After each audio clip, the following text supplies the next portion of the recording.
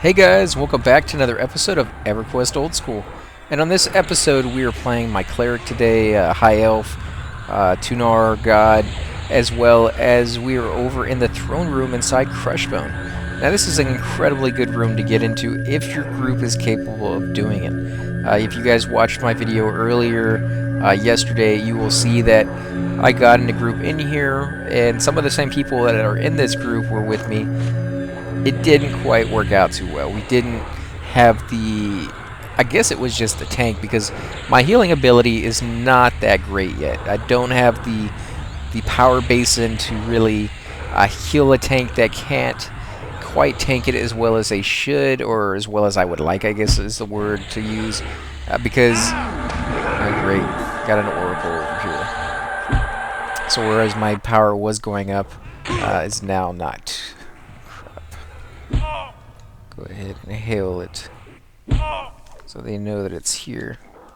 Hail an orc. Get it off me, punks. Get it off. There we go. So now it's not on me anymore. Sometimes it just requires moving. Usually when I get into a good spot, I don't like to move too much. I like to stay and get the camera angles just right, and then just sit in that one spot from then on. But that's not always the case that you can do. The best thing as a healer is to find a wall that you can put your back against, so that if you do get attacked, you don't get moved too much. That way your spells will still have the tendency to go off and not get interrupted too much. You also want to try to sit right in the middle of two people. Somebody on your left, somebody on your right, maybe even if you can, somebody right in front of you. And the reason for doing that is very simple. You want them to get hit before you do. So if you see a creature spawns, he'll go after the very first person within his range. So if you are a little closer than somebody else, you will be the first person he goes after. If you are sitting a little further away behind somebody else, they go after him first. And it sucks to be a wizard and get hit. I understand that. But in the grand scheme of things, maybe because I played clerics and healers majority, I would suggest letting the wizard get hit versus the healer, because whereas you can't cast your direct damage spells, the healer can't heal if he's getting hit. And if he can't heal, the tank dies. If the tank dies, then I don't care how much damage you're doing, chances are you're probably going to die as well. So you want to make sure the healer has time to meditate and get as much power as he needs, as well as not die himself from getting hit by these random creatures that he doesn't necessarily need to be getting the aggro from. So just kind of surround the healer as much as possible. If you see that he's constantly moving away from the mob and getting on the side of you and making sure that you're always getting hit, he's not doing that to be mean because he's vindictive or something like that. He's doing that because he's trying to save as many people's lives as possible. He's not going to let you die. And he's more than happy to accept the fact that he's going to heal you more often because you're taking the hits. I would rather spend a little bit more power healing the wizard than not being able to heal at all, is my argument. You know, and if he's taking the hits and I'm able to meditate and get a little bit more power back, so much the better. It sucks for him, obviously.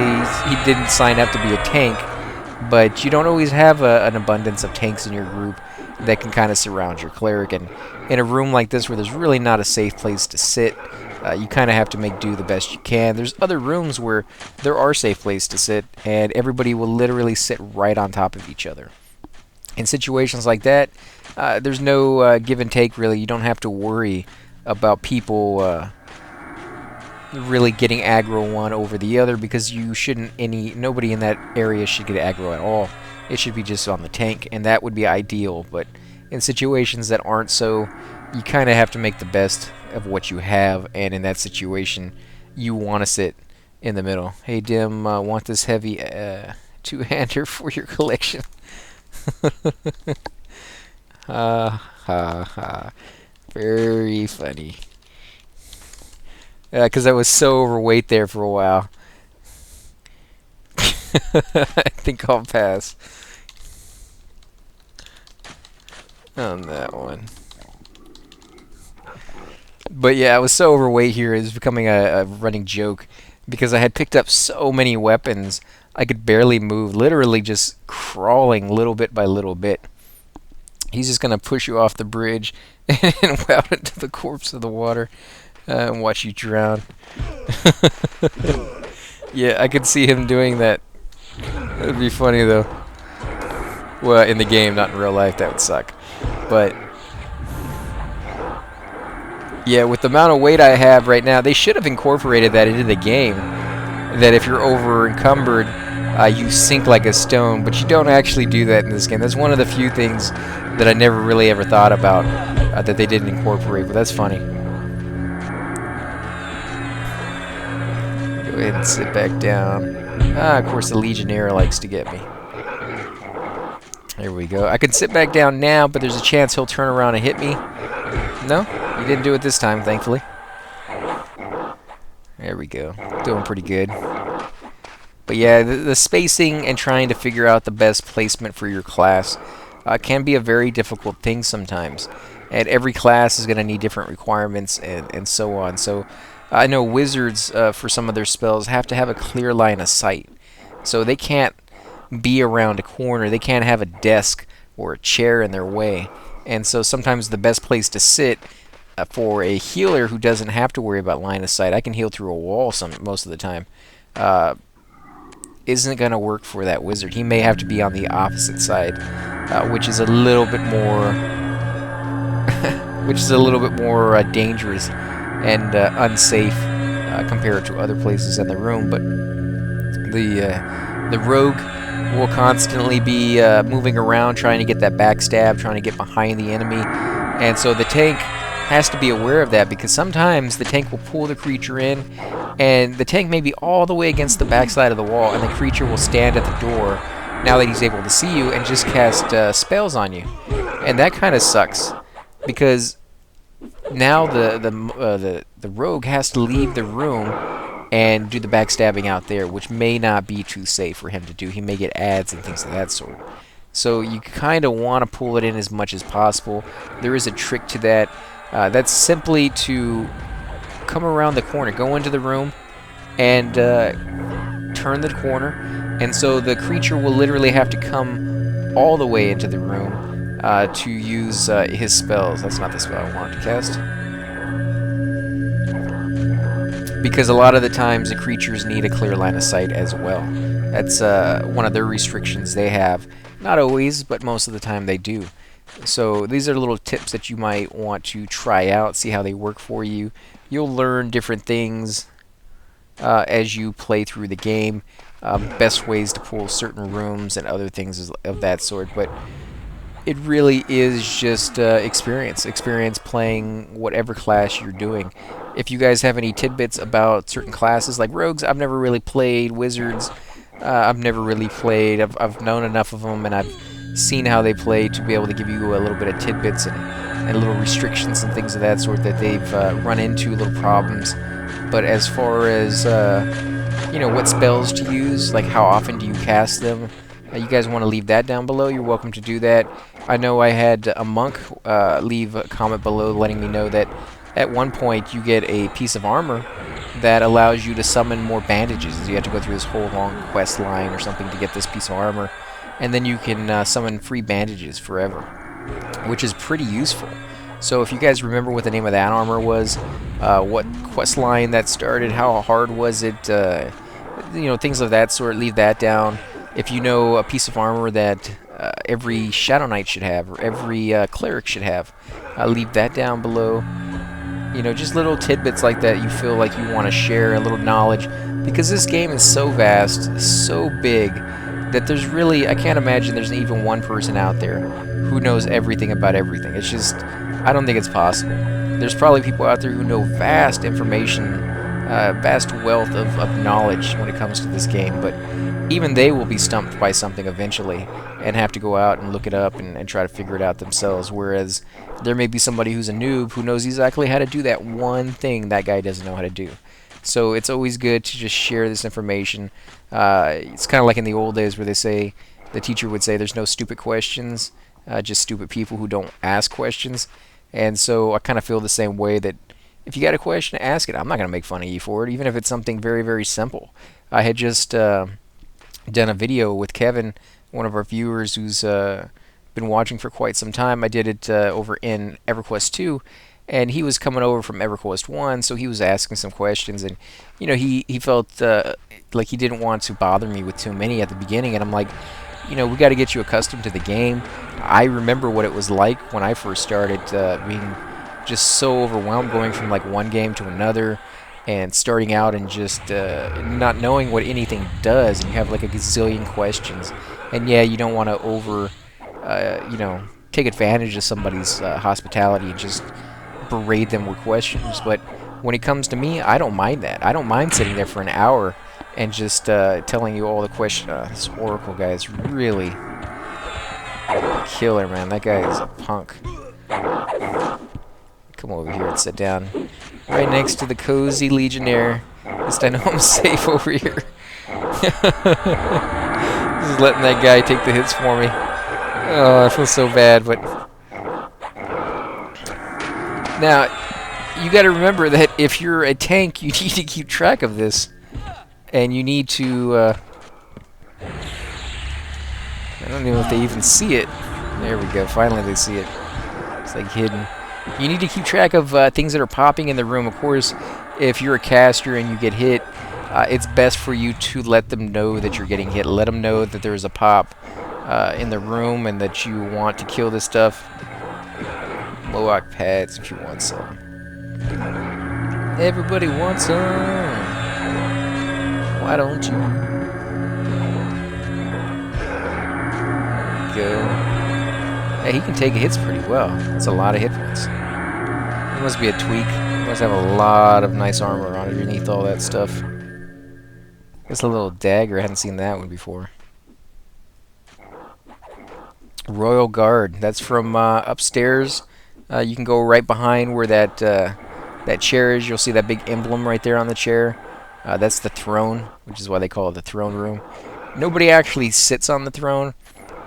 If you're used to playing like WoW, you'll be kind of disappointed in the fact that you can't interact with the objects in this game. You can't go up to a chair, click on it, and then have your guy literally sit down on the bench.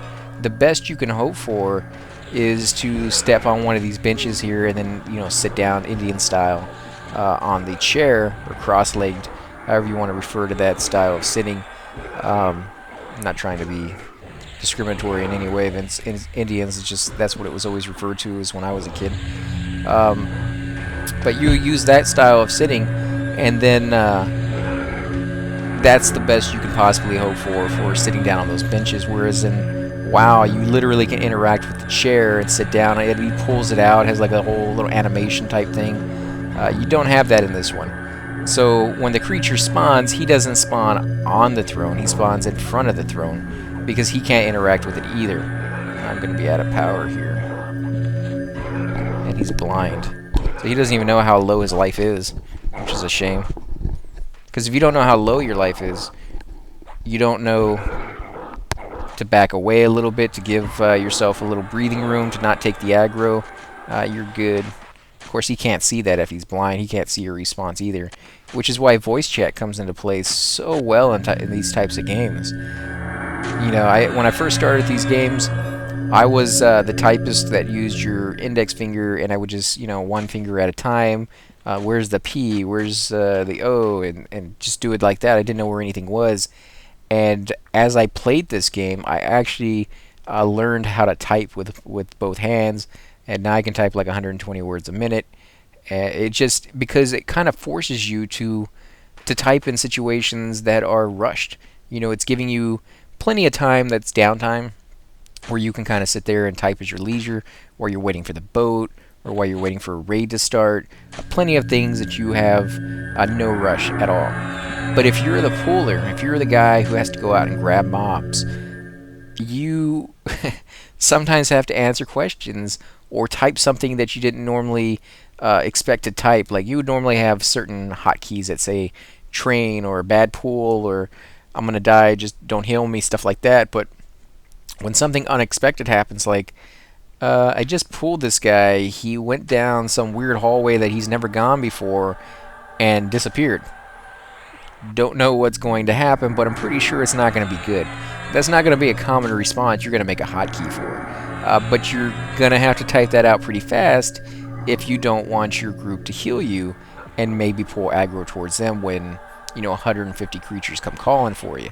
So it does kind of promote you at certain times to really be on the ball with your typing, and it's kind of cool. It's like a little mini test in the middle of playing a game. You have your classroom days, which are real easy, and then you have your pop quizzes all of a sudden where, okay, how fast can you type? Can you get it done before you die? Or something like that. Or when you're about to die and you're in a zone that you're not familiar with and you didn't make a hotkey on that character for location and you're trying to do /LOC really quickly, and you don't know where the L and you don't know where the O is, and you're trying to figure this stuff out because you're not familiar with the keyboard. Those are the situations where you're like, okay, let me memorize this for next time, or let me make a hotkey so I never have to go through that. But when I first started out the game, they didn't have such things as hotkeys. You couldn't do that at the very beginning. You couldn't make certain things like that. So you quite literally had to type everything out every single time. If you're going to type out incoming, you quite literally had to type out incoming every single time, or train, or whatever it was. So we walking out. Let's roll, guys. Group disbanding. We can see if we can get more. Okay. Got to take off in 5. Well, I'm going to get going 2. So that sucks. Well, they ran through the wall, or the door, because it was still moving when they went through it. It had reached its full openness when I got to it, which means it becomes solidified again. So in case you're wondering how some people can walk through doors and other people can't, as long as the door is moving, whether it's closing or opening, you can walk through it. If you're still, if it's come to its rest, it's not going to be able to be walked through. Also, if you're like an enchanter, you get, and I think necros might get it too, like shadow step, which allows you to step from one side to another, basically port yourself all over the place. And you can use that to get through locked doors sometimes. You never quite know what's going to be on the other side of that door, so you may port yourself to the other side and be jumped by like 15 creatures.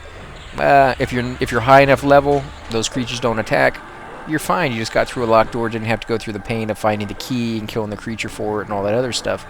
But if you're not, well, now you just died in a room of 15 mobs, and now you have to get back in there without your armor and deal with those 15 creatures all over again. So that could be very sticky. We can see if we can get some more. I need a break for about 10 or so. See you guys around. Thanks for group. Okay, so we're losing quite a few people here. I think we have, what, 2 people left? I guess I'm the leader. I don't want to be the leader, so I'll make her the leader. Let me see.